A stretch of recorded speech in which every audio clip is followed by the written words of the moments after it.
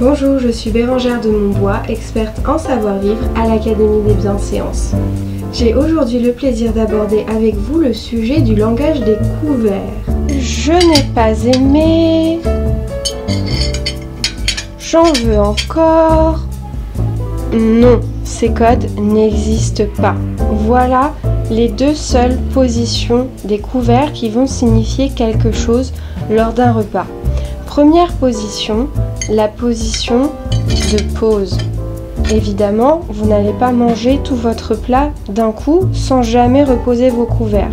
Lorsque ce moment arrivera, vous les placerez plus ou moins de cette façon-là.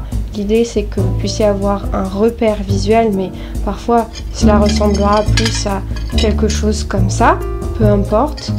Et donc, on va les placer de façon à former un V inversé et de façon à ce que l'extrémité des couverts ressorte suffisamment, mais pas trop non plus pour ne pas risquer de faire catapulte. Et nous allons donc les placer ainsi pour faire une petite pause pendant un repas. Une fois votre plat terminé, vous allez positionner le couteau à peu près de la même façon que dans la position de pause et vous allez réunir la fourchette avec le couteau, mais vous allez cette fois-ci la placer avec les dents vers le haut et on va la mettre tout simplement en parallèle du couteau. Si votre assiette était une horloge, l'extrémité de vos couverts indiquerait, comme vous le voyez, plus ou moins 4 ou 5 heures. Comme vous pouvez le constater, il n'existe pas à proprement parler un langage des couverts, il n'y a que deux positions qui existent.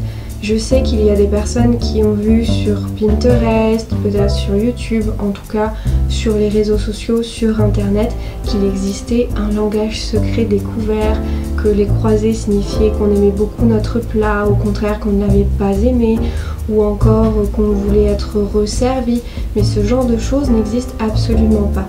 D'où l'impérative nécessité de se former avec un expert réellement expert et de faire attention au contenu que l'on voit sur les réseaux sociaux. Ce que vous pouvez faire, c'est déjà voir si la personne a un discours qui est structuré, cohérent.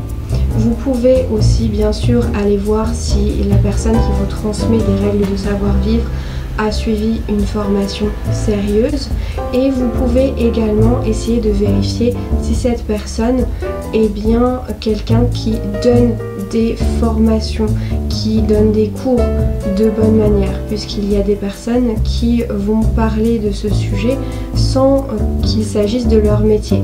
Cela ne signifie pas que tout ce qu'elles disent est mauvais et faux, bien entendu, mais simplement qu'il faut faire attention et lorsqu'une règle de savoir-vivre ne nous paraît pas très logique, que nous n'arrivons pas à nous l'expliquer, à en comprendre la raison, dans ce cas-là, méfions-nous d'autant plus, car dans 99% des cas, les règles de la bienséance ont une explication logique.